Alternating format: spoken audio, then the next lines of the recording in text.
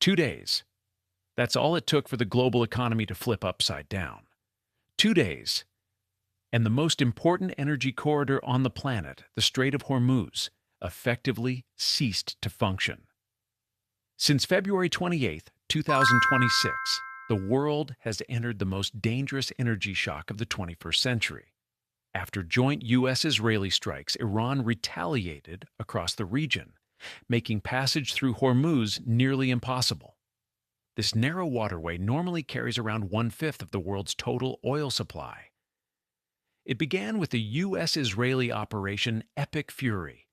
Iran immediately responded with strikes across Qatar, the UAE, Bahrain, and Saudi Arabia, and then targeted commercial vessels in and around Hormuz. By March 1st and 2nd, several civilian ships had already been hit. Within 48 hours, insurers withdrew coverage or raised premiums to impossible levels.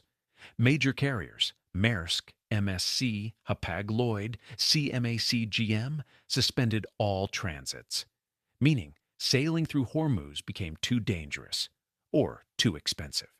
Daily vessel traffic collapsed from around 130 ships to nearly zero, the sharpest decline ever recorded. Why does the Strait of Hormuz matter so much? Hormuz stretches over 100 miles, narrowing to just 24 miles at its tightest point. There are only two navigational lanes, each about 2 miles wide. Every major Gulf exporter depends on this choke point. Saudi Arabia, Iraq, Iran, Kuwait, Bahrain, Qatar, and the UAE. It is the single most critical energy artery on the planet. Around 20 to 25% of global seaborne oil flows through this one passage. Nearly one-fifth of the world's LNG passes through here as well. When Hormuz stops, the world stops.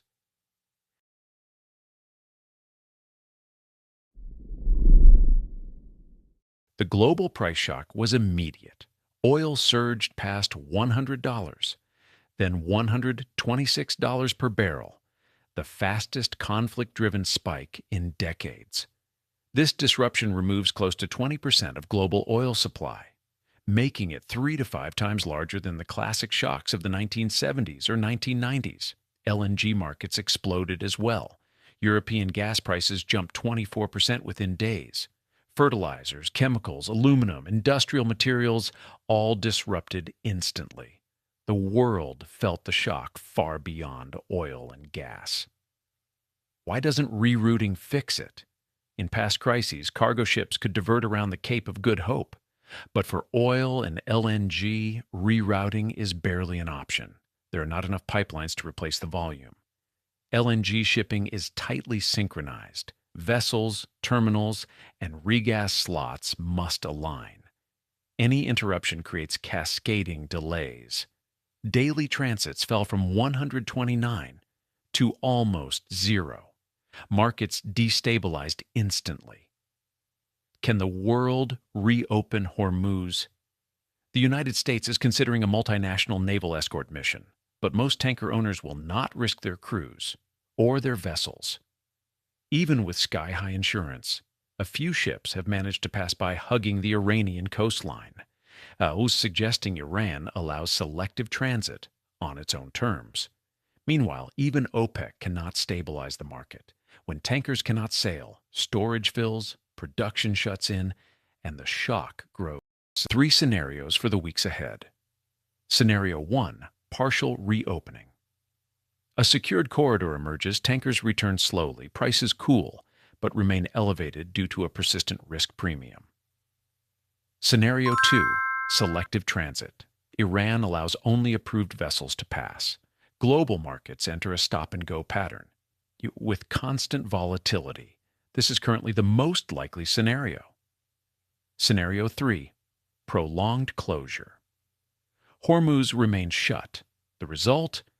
Global inflation, potential stagflation, and the largest energy crisis since the 1970s. First, choke point power has never been clearer. Whoever controls Hormuz controls the timeline of the global economy. Second, insurance companies have become silent regulators of global trade. Their decisions now determine whether ships sail at all. Third, The world is entering a new era of energy supply re-architecture.